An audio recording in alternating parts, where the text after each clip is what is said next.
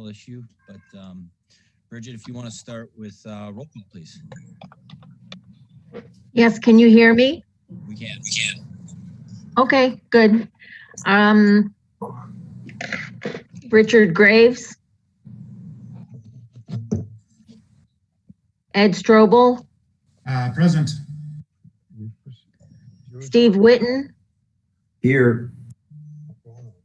Robin Chiarelli. Cliff Berry. Bill Walker. Here. Thank you. Ted Morley. Here. Roseanne Lovell. Okay. Kitty McGowan. Here. Thank you. Deirdre Bowling Lewis.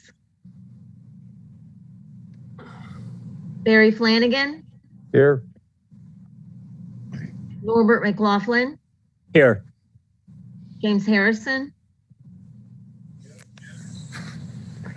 That's it.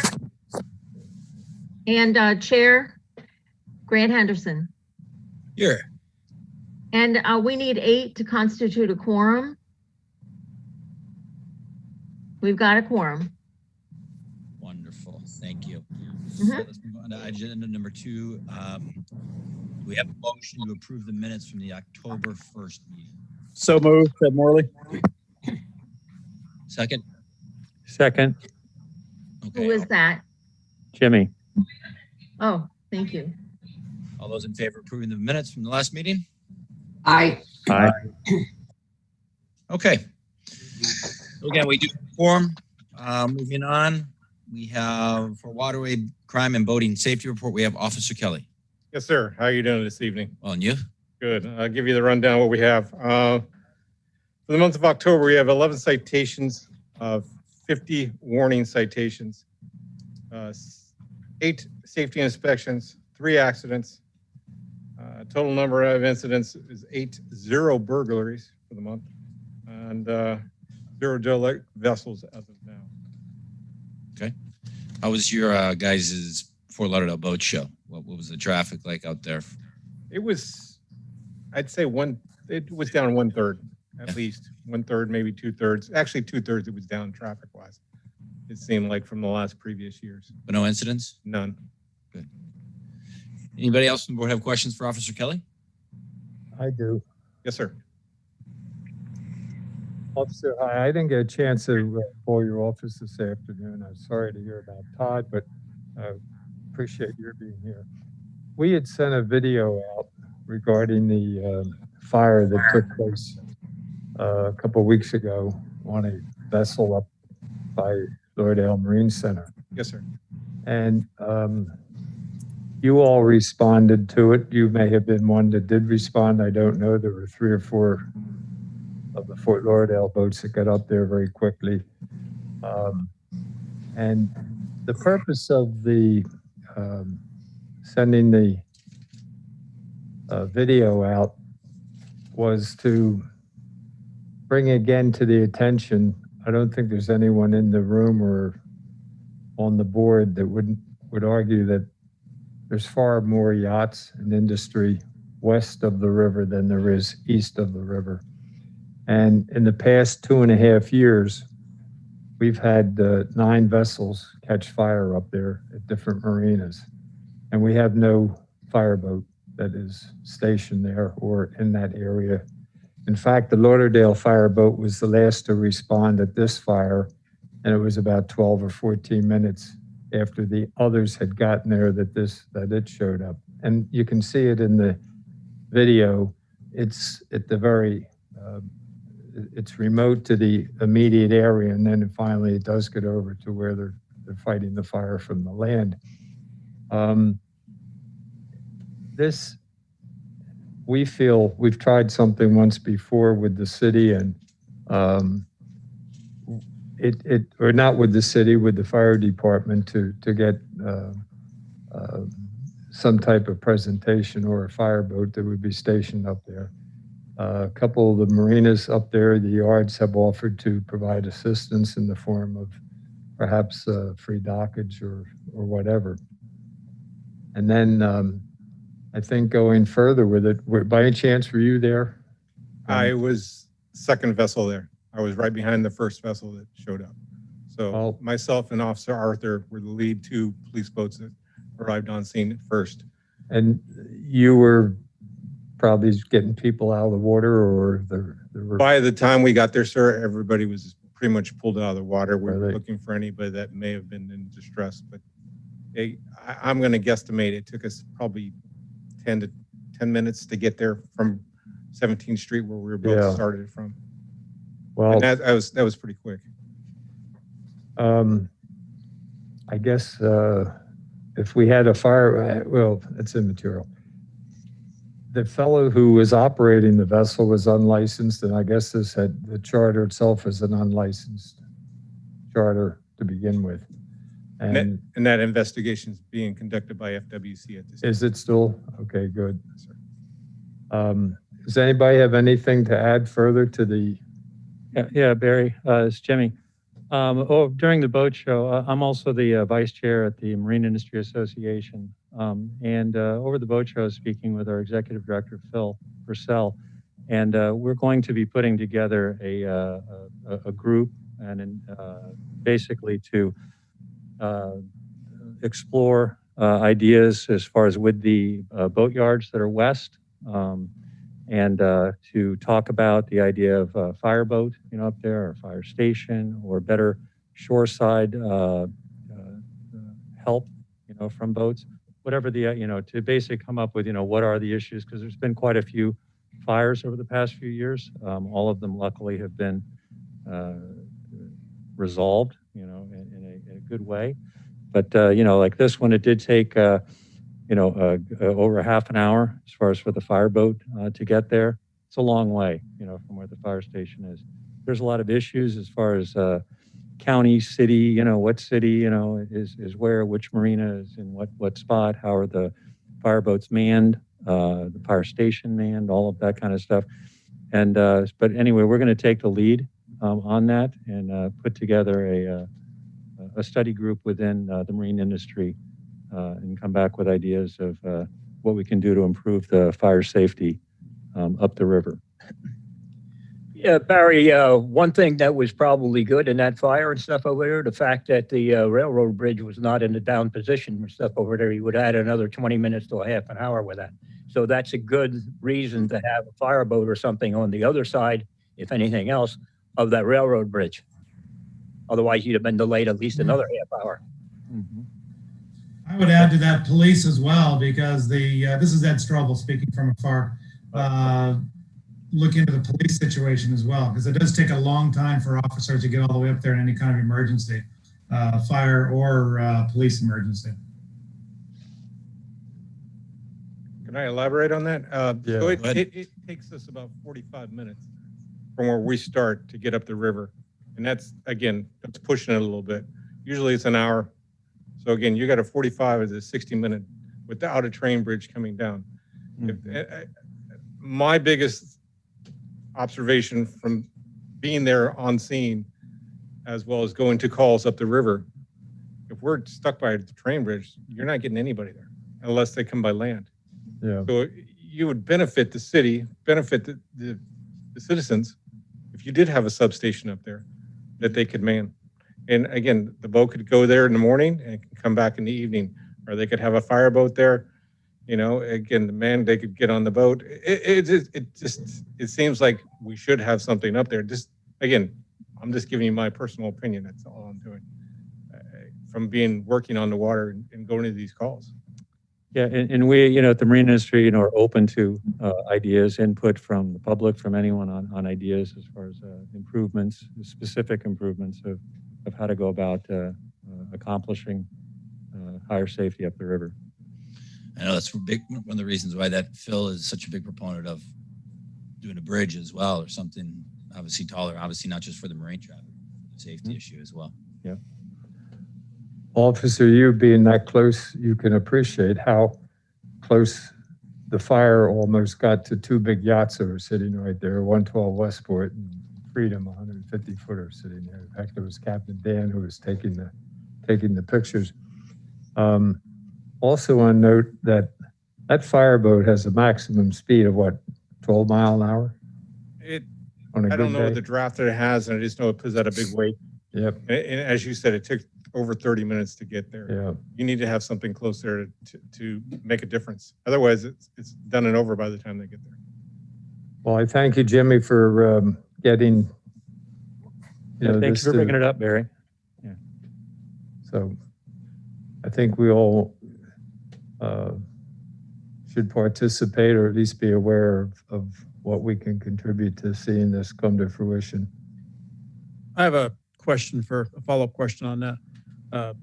Jurisdictionally up the river, do you have a mutual aid agreement with BSO and FWC? Because I know there's some different parts of Broward County come together there, depending on where you are in the river. So all the way up is Dania, correct? Yes. So with that, they're the county. So Broward Sheriff's Office has jurisdiction over the whole county. If you're talking about search and rescue, we're all coming. Right. Again, it's not that we have mutual assistance. We're going to go. If you need help or he needs help and they're lost or they're hurt or there's a fire, we're all going. Yeah, I think the question more, when we look at having a fireboat or a police boat presence up the river, should it be a county presence or should it be a Fort Lauderdale city presence, I guess is really the question there. And is there a breakdown? And maybe Andrew, you know this better than anybody or can find out. Jurisdictionally speaking, most of the marinas are in what jurisdiction or what city? Because that would obviously have some impact on the discussion that Jimmy and Phil are having. I can tell you, sir. Yeah. It's Fort Lauderdale. Fort Lauderdale? Okay. Then there So we you go. figure I-95, everything on the south side's going to be BSO. Okay. 441, everything on that side is going to be Davie and Plantation. So we have everything east of 441 all the way to the ocean. And then you have everything north of I-95 is us. So that's all the marinas. Okay. There's a few marinas on the south side, but nothing for the quantity of vessels that we have jurisdiction over. Good. So Fort Lauderdale presence is really the best presence to have up there. Yes, sir. Excellent. Thank you. But there are 3 municipalities that are involved there, and Bradford is in Davie. Right. That's right. Yacht management across the canals in Fort Lauderdale. So Anything else for Officer Kelly? Okay. Thank you for being here. All right. Thank you. It's a Thank you, pleasure. officer. Thank you. Okay. Next agenda item. We have a presentation on the South Fork Marina by Colby Cooper. Colby, go ahead. Good evening. Thank you for the opportunity to once again present in front of this board. I am joined this evening virtually by 2 of my development colleagues, Doug Watt, who is our owner's representative, and John Bronco, who is our architect and locally known within Fort Lauderdale and a member of the Planning and Zoning Commission, of which he will have to recuse himself. That is part and parcel why we're here. We do have an agenda item that will be in front of the Planning and Zoning Board on Wednesday, November 18th, but also because of the commitment we originally made to the Marine Advisory Board to keep you abreast of the progress of one of Fort Lauderdale's newest marinas, we wanted to take the opportunity to tell you a little bit about the progress we're making on South Fork. Now, the segue could not be more perfect because the boat fire that occurred upriver a couple weeks ago actually landed on our property. And I was on site, as was my colleague, Doug Watt. We watched the response, we helped with the response, and there were many silver linings that came out of that. We would love to be a part of the industry conversation. We do have a comprehensive after action report that we produced for our ownership group. It goes without saying that the instinct of just the construction crews and the civilians and workers at LMC and at Mr. Anderson's property under Captain Dan Corcoran's direction, they saved a lot of lives that day. And that boat got pushed exactly where it needed to, ironically, away from those 2 yachts on the Anderson property into our brand new seawall, where Fort Lauderdale Fire Rescue, Fish and Wildlife, Fort Lauderdale Police were able to, and Broward County Sheriff were able to take care of the situation. Just to update you on the boat, it is being further investigated by FWC. It has been deemed criminally derelict. The boat is still in the canal off of our seawall, not tied to our seawall. So that's just a free update from folks who were there, watched it, and the property on which it occurred. That's not my point in joining you tonight.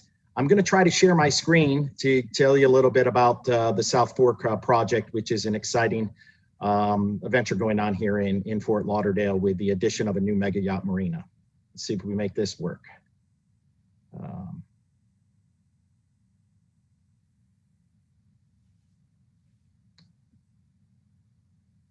Okay, I'm going to share my presentation.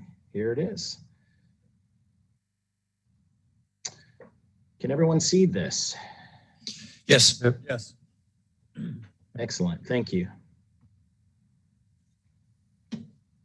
For those of you unfamiliar with the South Fork Marina, which is located just north of Lauderdale Marine Center, this is a brief history of that. It encompasses 15 years of history after, or 14 years of history after Summerfield Boat Works closes in 2006, multiple developers, and finally, we are 7 months under construction. My company, Hicks Snedeker Companies, formed a joint venture with Safe Harbor Marinas. Safe Harbor Marinas, as many of you know, is one of the largest owner and operators of marinas in the United States. This is, they have properties, Newport Cove, Old Port Cove, up in Palm Beach County.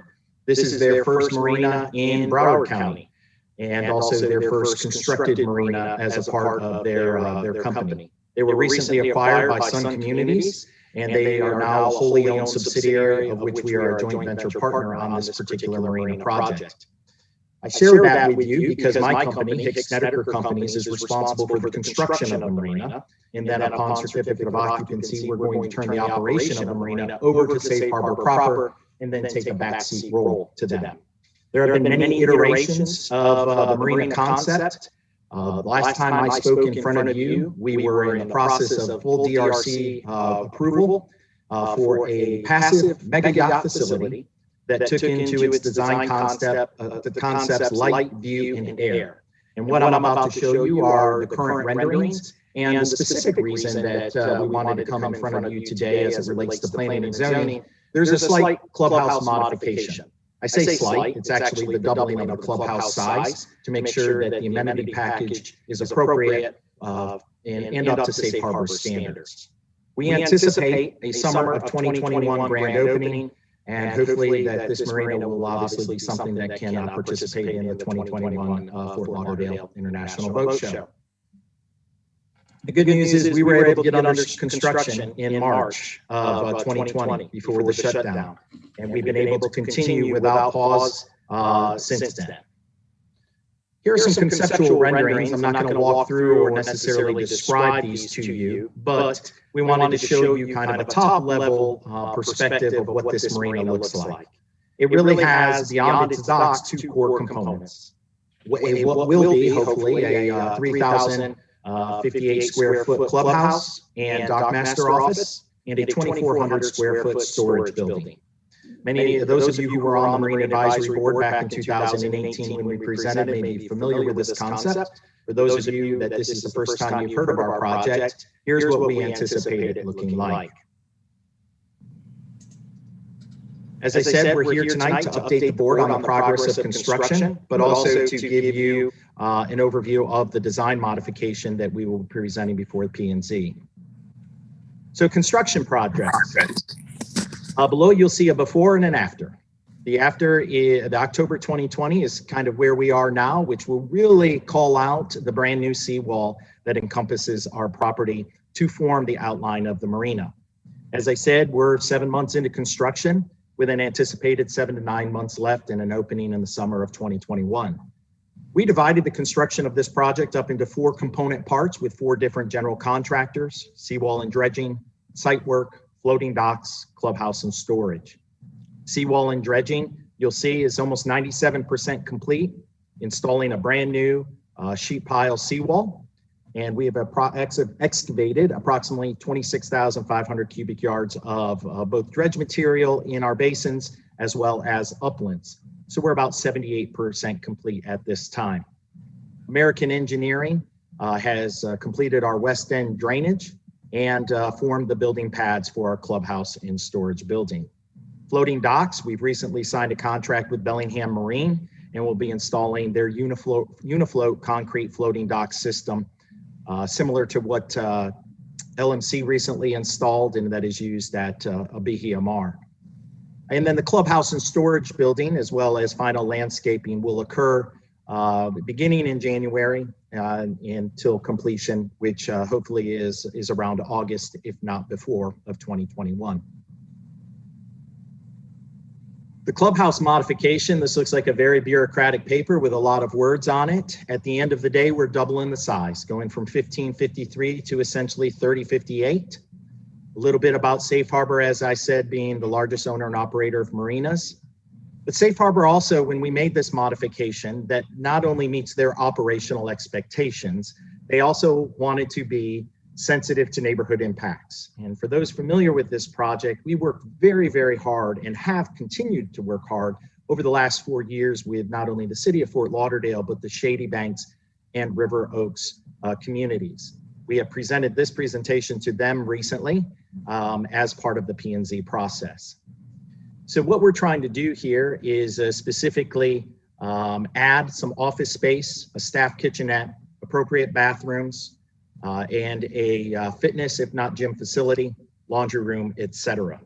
We're moving the building entrance to the west side of the building to take it away from the street and the neighbors. We're repositioning and limiting lawn activity to the south of the clubhouse to remove that activity away from the neighbors. And the goal, and I'm careful when I say this, it's a goal and it can certainly be debated among those experts such as yourselves within the marine industry. Our goal is to add amenities that help keep the captains and the crews on site. Why is that? Because it reduces traffic through a residential neighborhood. Now we could debate that all day long, whether a gym or a laundry room, etc., will actually do that. We believe it has the potential to do so, and it is a good faith, conscientious effort by Safe Harbor to make sure that the sensitivity of the neighborhood and the traffic through the neighborhood is limited to the degree it can be.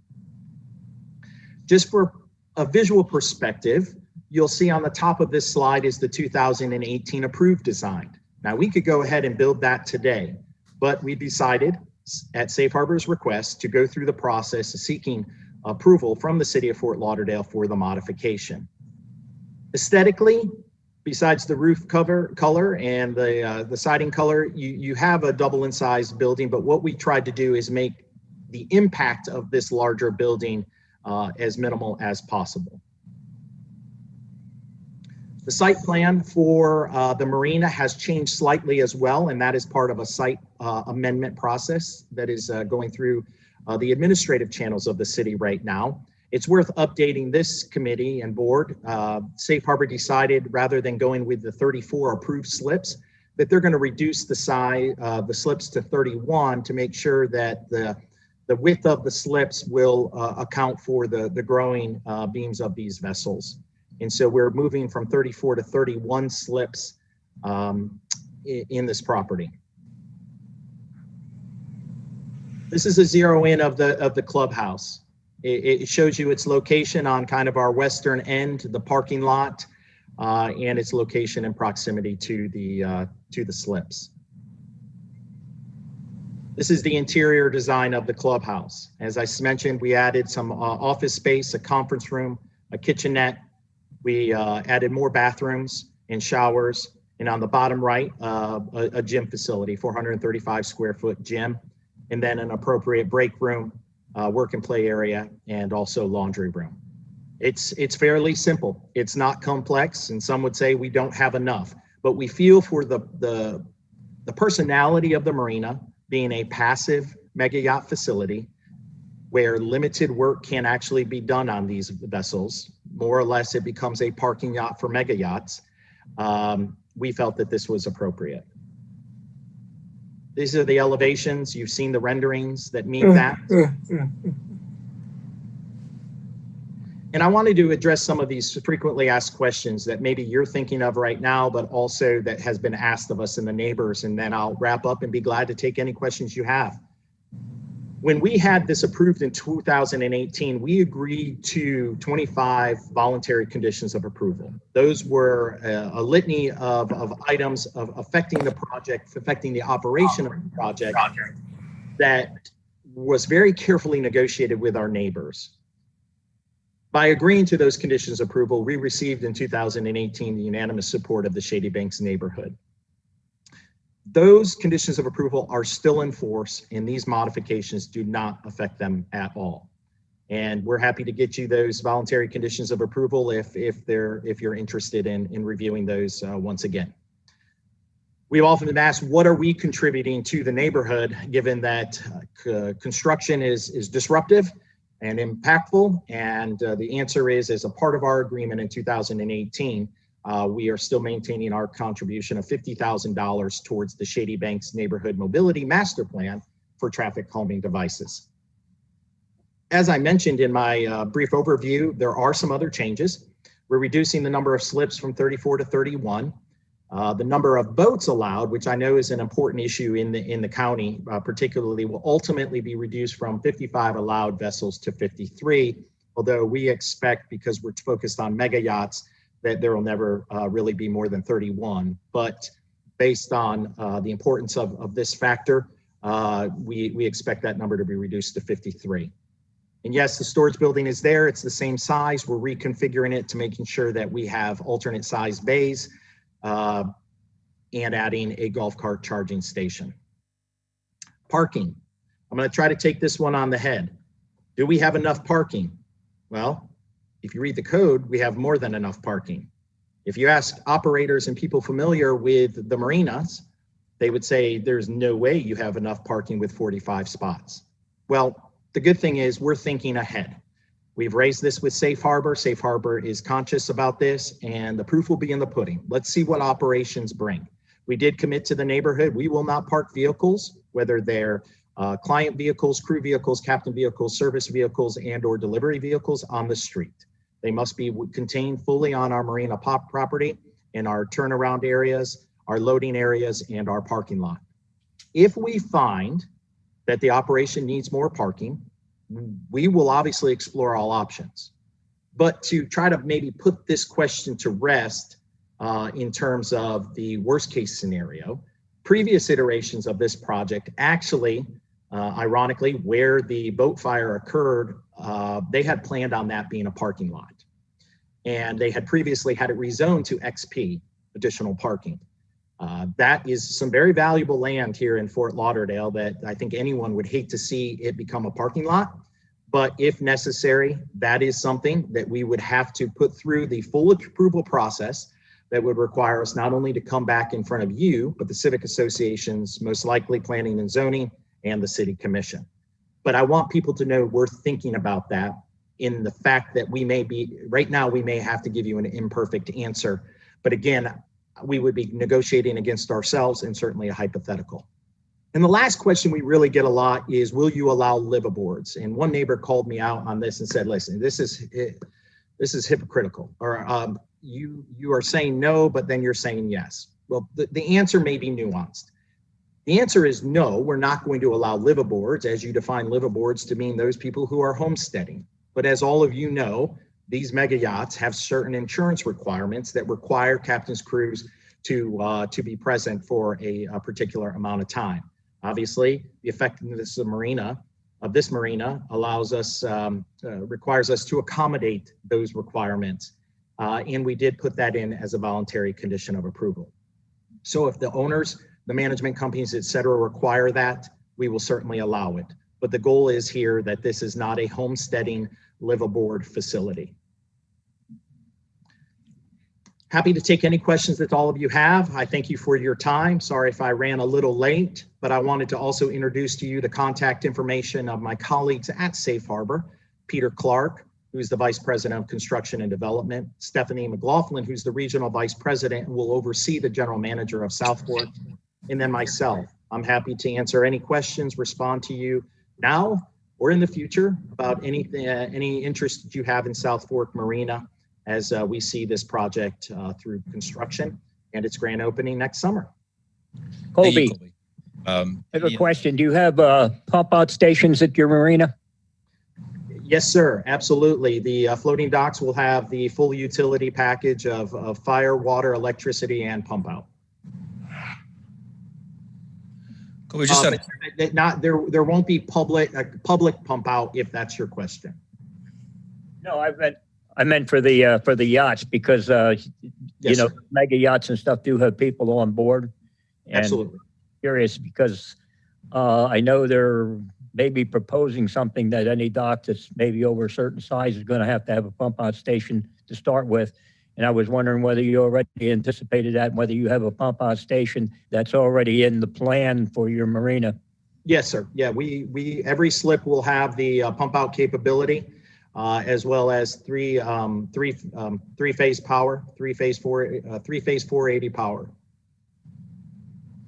Colby, what's just out of curiosity, what is your average slip size there, and what is the largest boat that takes the house there? The average slip size is around 120, and the largest boat is about 155, 42 meters. Gotcha. Okay. Colby, I have a question. Yes, sir. Are these slips going to remain rental, or do you anticipate selling any of them? As of now, the operational model and the pro forma models have them purely rental. There were previous models that turned these into documiniums, and that concept did not work. And Safe Harbor, to the best of my knowledge, has not considered that. Do you have an area that the dinghies can be maintained or not be part of the count of what the maximum count you're allowed to have there? Can you keep dinghies there? Well, the short answer would be yes, you can. They would have to count towards the maximum number of vessels. We are very sensitive, and I say this with all sincerity and politeness, the scrutiny that we've had on this project, because we are on top of a neighborhood, requires us to make sure that the property that we own that is otherwise zoned RS8 is not a functional part of this marina. We do have about 200 feet of seawall that is part of that residential property. But I want to be clear that that is not going to be used for any of the operations unless otherwise rezoned and approved. So the dinghies would have to operate within the slips. As a part of the voluntary conditions of approval, we also agreed to not allow any more than 2 vessels in a particular slip. Maybe premature, but when you're open and operating, you might want to make some arrangements with the water taxi for shuttle service, because there's a restaurant across the way from you at Lauderdale Marine Center, and we're planning one at Billfish to have a restaurant put in there that Bradford has plans for in the future. There'll be a restaurant. So, you know, keeping the crew local and having activities for them is paramount, and I think part of your success. Absolutely. We agree with that recommendation. We've had conversations with Mr. West and his team at LMC, and they've been very hospitable to us, even though we may be seen as a competitor. But the industry is small, and we're not trying to make enemies. We're just trying to make friends. And so we may have whether it's the water taxi or some sort of ferry service to help bring that amenity and the yacht experience, if you will, YOT, to our clients as well. Colby, one last question just to follow up on what I asked. So if you have a 42-meter boat there, will it be on the south side? And I'm sure you talked about this in 2018 with us. But if that's on the south side facing south, and then there's other boats that are bigger boats being towed up the river, and you have the sheds from L&C facing you, I mean, I would imagine I can't remember what the length of that waterway is there. But I mean, obviously, with a 42-meter boat facing south, you'll have plenty of room to navigate another large vessel that they can certainly be more than 42 meters, even up to 55, 60 meters going by you. I would imagine that there's still safe navigation and passage through there, correct? There is, and there's 2 points I'd like to make to that. So our slip is going to be the best alignment you could say is I can show you a picture on here if I may just borrow 5 seconds to do so.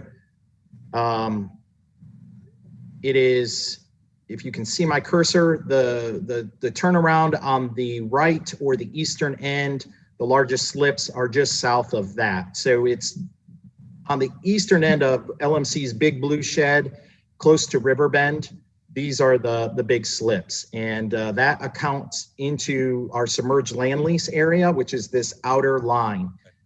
But what I also wanted to share with you is there's 2 points we're conscious of. One is working with the tug community and making sure that they understand our footprint and where we may have vessels, making sure that we have appropriate, if you will, markers on our docks, which we're looking at a certain lighting configuration to help address the outline of our corners, since the docks will be forming the perimeter of the property and not so much the seawall. And lastly, we do have an agreement that is a coveted agreement recorded with the county, with LMC, to make sure that we preserve the integrity of their haul out, their big 400-ton haul out, and so that they can get those larger vessels in and out of their haul out without impeding into our operation. And so that was something that has long been agreed to and coveted. And Army Corps of Engineers, lastly, did make the assessment that navigation is not impeded with this project. Any more questions for Colby? Okay, Colby, thank you for your presentation. Looking forward to seeing it operational. Absolutely. Thank you all. Have a wonderful evening. Thanks, Colby. Great job. Thanks. Okay, moving along. The next agenda item through 321, 1028 Southeast 13 Terrace. Andrew, you said that gentleman, Mr. Paskowski, is here, but doesn't have the presentation. Yes, I'm here. Okay. Yes, indeed. This is a dock permit for private usage of public property abutting the waterways via the section of the code 8144 along Cordova Road, where the city is replacing the seawall, I believe between 7th and 11th, that whole stretch there. And it's under construction right now. And this is the first dock permit applicant to come forward and request the board's recommendation of approval to the commission for the obtainment of a resolution authorizing private usage of public property. Okay. Mr. Paskowski, are you here? Do you want to give us a brief rundown on anything? I am here, but also the contractor who's building the dock can answer questions as well. But basically, we're replacing the dock that the city took down in order to build the new seawall along Cordova. It's going to consist of a 40-foot fixed dock with a 20-foot floating dock. The total width of the property is 75 feet, so we're well within the setbacks. Okay. Anything else you want to bring to our board before we have questions? I did request, there is a code apparently that requires the dock to be at the height of the cap of the seawall. I requested it to be a foot lower, which would still be 2 foot higher than my old dock. The reason being that my wife has severe osteoarthritis and 2 replaced joints, and the angle of the ramp would be very steep and dangerous for her if we were to have to keep the fixed dock at the cap of the seawall, and it would make it much easier to get up and down if we just lowered it 1 foot. Questions from the board? Chair, I have a question. I have a question. Actually, that explained the beginning of my question, which was the ramp. Now I understand that the ramp is going from the fixed dock down to the floating dock and the angle, so I completely understand that. I was thinking it was a ramp from the land up to the top of the cap of the seawall. What on that side do you plan on doing to get up to the seawall, or what are you allowed to do? Well, honestly, I don't know yet. I want to see exactly how much height there is from the new swale to the cap. Right now, it looks as if I could just easily sit on it and rotate around, although I just haven't addressed that at this time. If I realize that we're not allowed to attach to the seawall in any way. And so whatever would happen, I would run by the city and to make sure that you're okay with it. Whatever my situation will be the same with everybody along Cordova. So we're going to have to come up with something. Yes, agreed. Yeah, because that's my curiosity is just what are they going to do as far as being able to get up on it? Because it's way up there, kind of hard.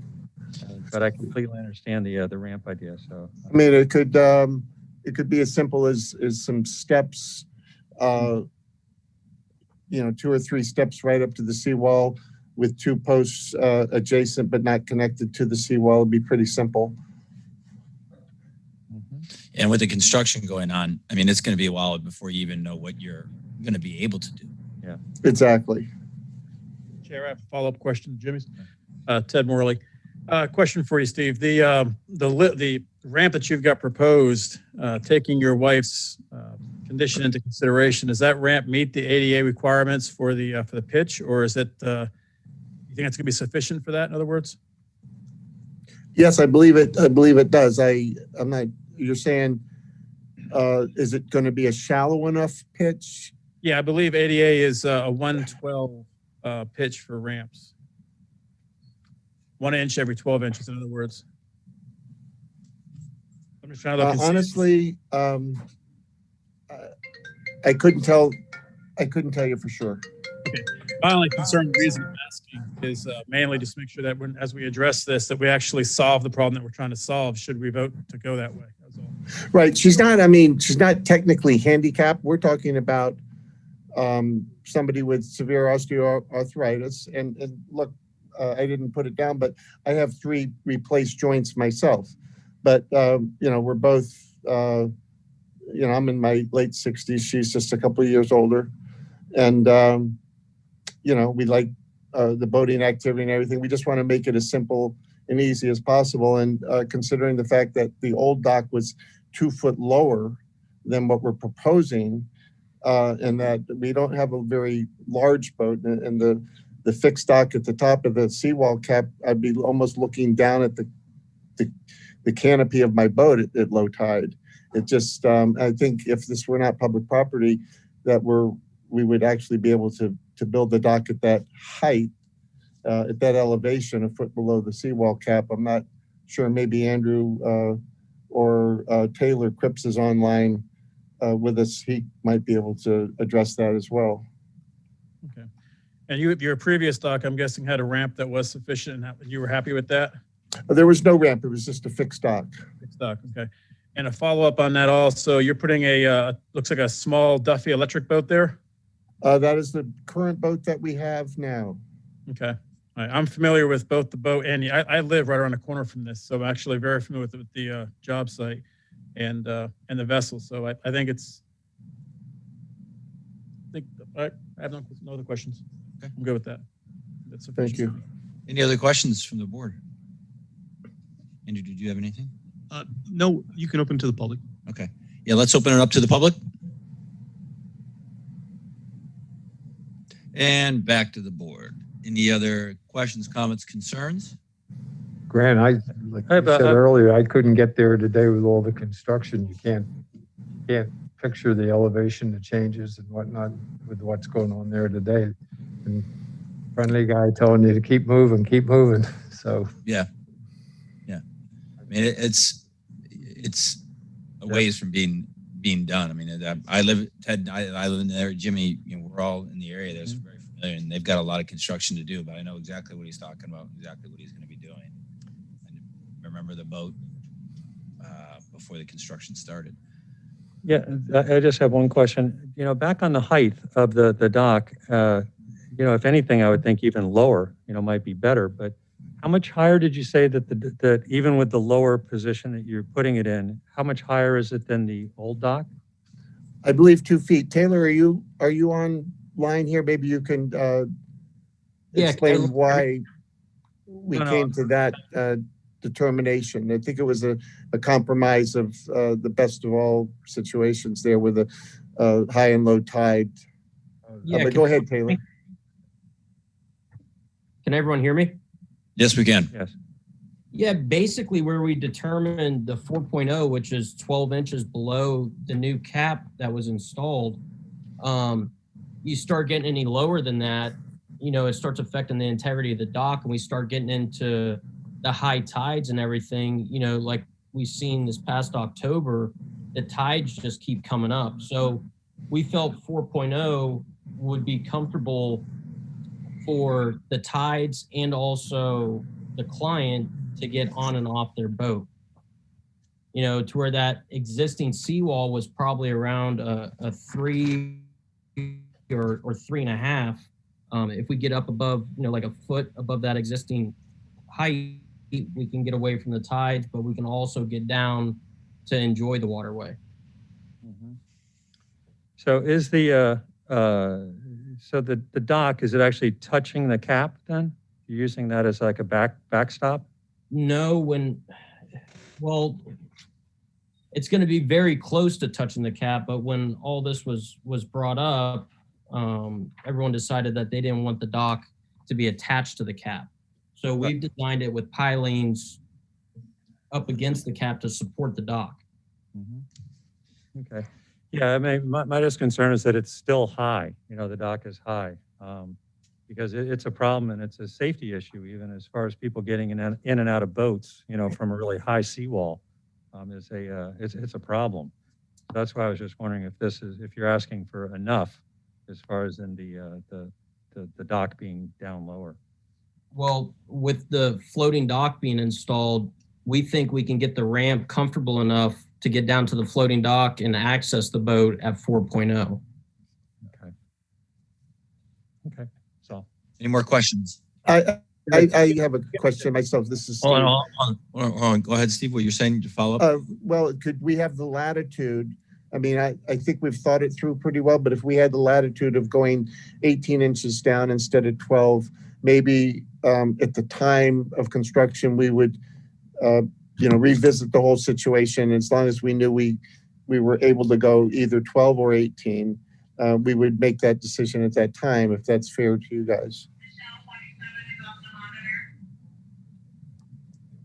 I think we're going with what's in So front of us. so this is Andrew.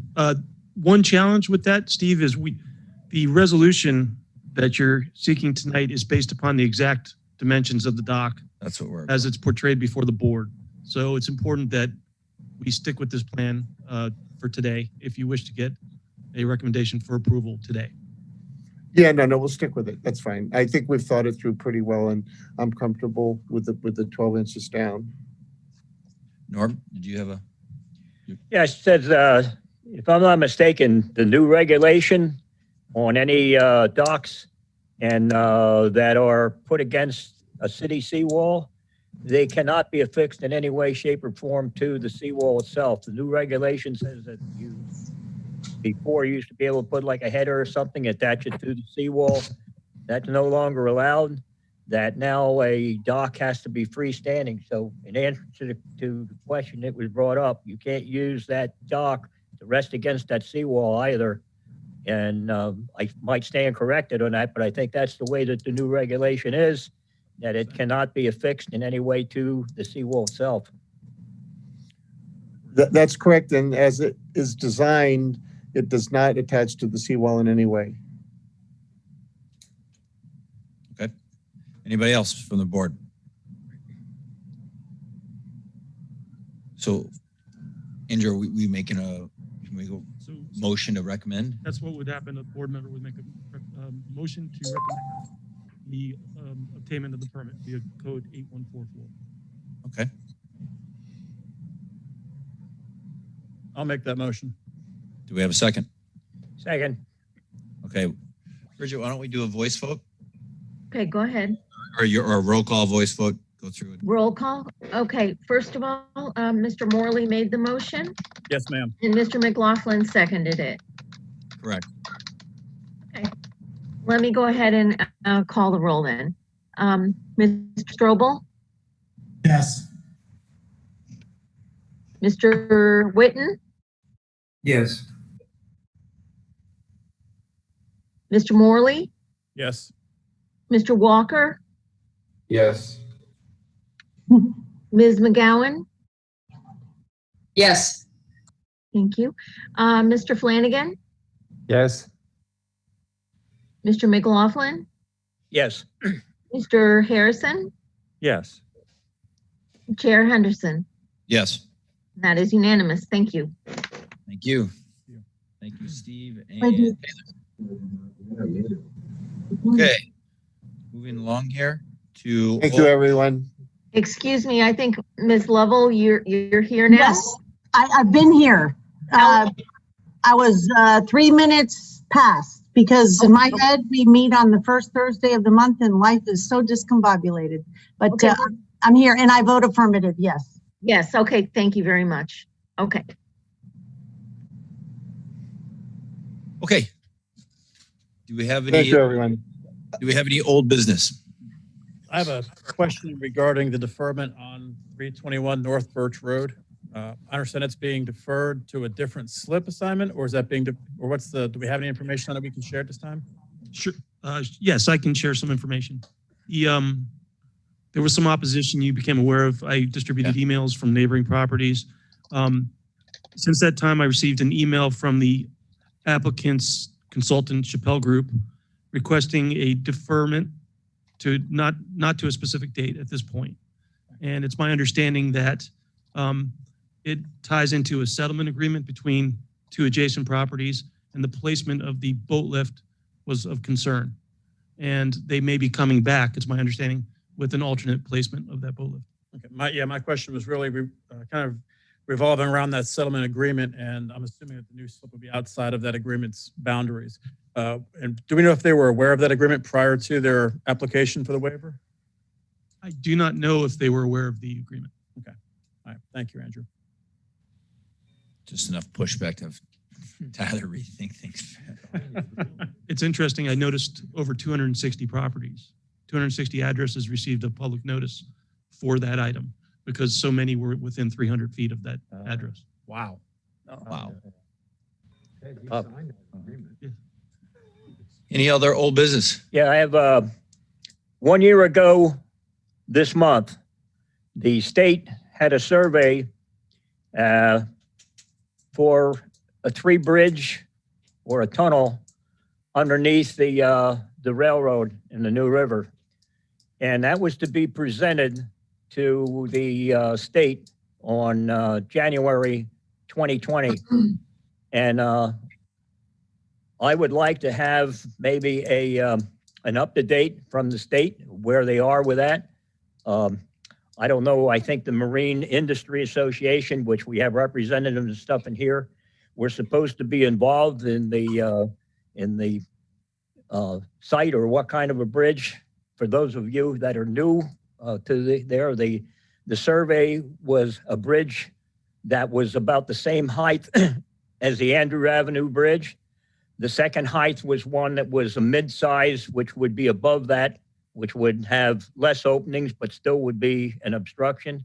The third one was a high bridge, something like the Metro Rail Bridge is in Miami, which would have the clearance, so there would be no bridge openings, and it would be the same height as the transmission lines that are crossed on the New River, upriver. And so I haven't heard anything either in the news or anything presented to this board since 1 year ago. Is there any way that we can get an update? I can speak to that. I did reach out to the firm that presented to the group. I believe twice they presented to us, the engineering firm up in Central or North Florida. And I did not hear back from them requesting an update, and I will do so again. Well, what I was asking is, I know the marine industry representatives that are here. Have you people been contacted on your preference or anything else on that? I mean, the preference of the marine industry is just to have a bridge, or to have a tunnel, whatever, to have something is really the preference. We know that the mayor wants there to be a tunnel, which would be great. We want a bridge, and it's really the middle-sized one or the top, or the high one, would be our preference. Is that the 60-foot bascule, Jimmy? Yes. Yeah. And so we're just, we're going forward. There are some, basically, I mean, it's public news of different train situations that are happening now, where there will be more effort, or it'll be more fast-tracked, now as far as coming up with what it's going to be, so where that's exactly at. I mean, I could have the marine industry reach out to Andrew as well to give some, so we could Andrew could put together a report for our board here as far as for what the status is, because it's not so much the design of the bridge and all that has remained the same, so there are some new ideas news-wise as far as where it's going. Yes, the point that I was trying to get across is that you represent part of the Marine Industry Association were different people or different organizations contacted on any kind of a preference, so you would know, like you were saying, the mayor has a tunnel and stuff. That's good. And he obviously wasn't in New York during Hurricane Sandy, or he wouldn't be thinking of tunnel. But what I was interested in was any of this presented to the marine industry or the commission, or I know we just seen an overview of the 3 and the tunnel, but who is the deciding? Well, it's a private railroad, so it's really up to them. They're going to be doing it. How the funding comes down may have an effect on what the design ultimately is. There'll be a lot of public input, but it's all about funding and who's paying for it. Will ultimately decide what they're going to do with that. So. All right. So I was just saying, if Andrew, you can find out if the people have maybe an update of where they are. Did they drop it, or are they moving forward with it, or what's happening? Certainly, yes. And that's a great point, Art, just because they have been to this board a few times and gone over pretty in detail all 4 different options. So it would be nice to have an update from them, or whatever update is potentially available. Any other old business? Any new business? Yeah, Grant, you got a second? I would like to bring up, I don't know if you guys are aware that south of Sunrise, the city has no more dock space available for development, AKA slips. It was brought to my attention yesterday, it's probably going to be a 2-year process before it gets approved to even add more slips. I'm not sure how many of you know, but basically Broward County was allocated a whole, I don't know what the number is, a bunch of slips, but they divided that number in half and gave half north of Sunrise and half south of Sunrise. Well, south of Sunrise, it's been all consumed, and right now they're starting a waiting list for people to sign up to potentially get allocated slip space. But this has to go all the way up to the federal government to get approved because of the Mammal Protection Act. And it's kind of sad that it's going to blindside and stop development in the marina side of things for several years. Hey, Bill, I'm just curious, is that when that original agreement was signed for the slip allowances based on the north and south, that was before that was many years ago. And as since then, the status of the manatee has changed fairly significantly. And yet that plan hasn't evolved as well in relation to that. So I'm curious how we could possibly go back at that. I was working for Marine Industries Association when a lot of those plans were enacted. So it was a long time ago. So, I'm just curious if that should have an impact, because it's actually being re-looked at as an endangered species. I don't really know much more, Kitty, than what I just stated. But it's really something that is, been discussed over the last several months, and I think it's one of these things that just kind of caught people blindsided. To change the Marine Mammal Protection Act off the endangered list or not, it's going to take some acts of Congress here, it sounds like, to make it go.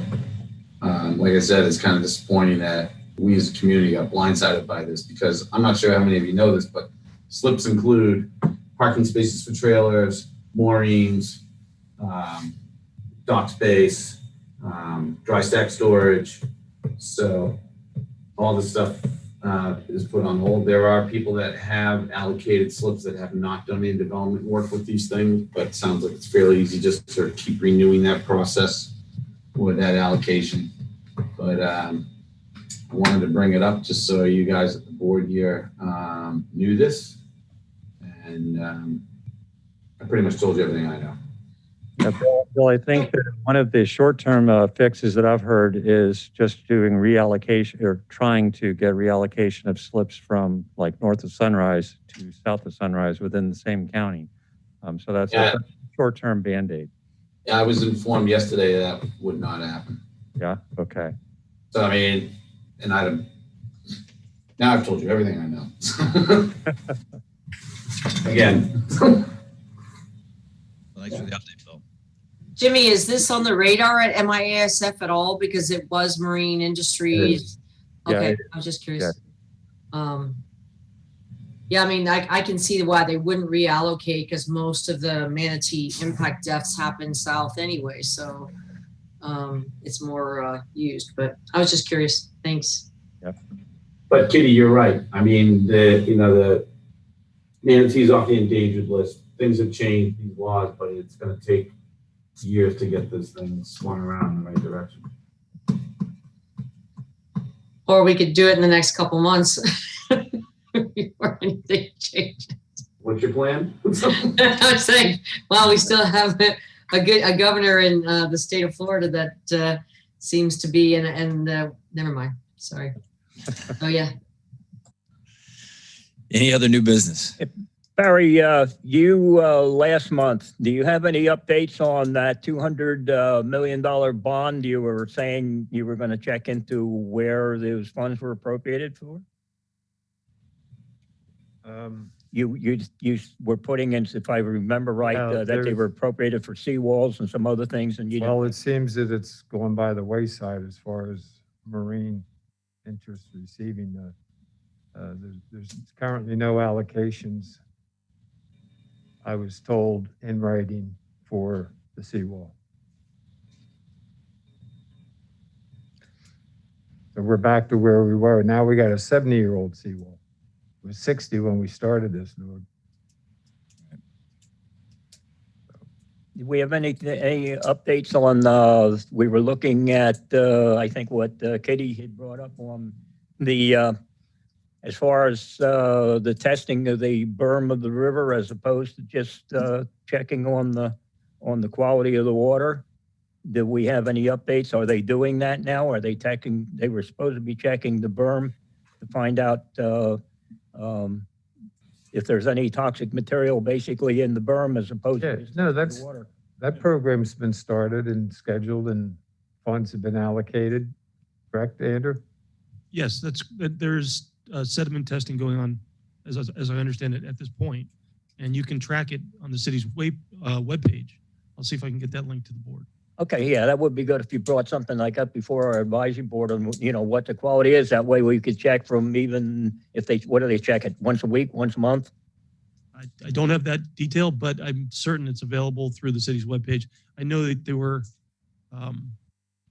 a link at one point, probably still there, which provided an update on that. So I'll get you that information. Okay, thank you.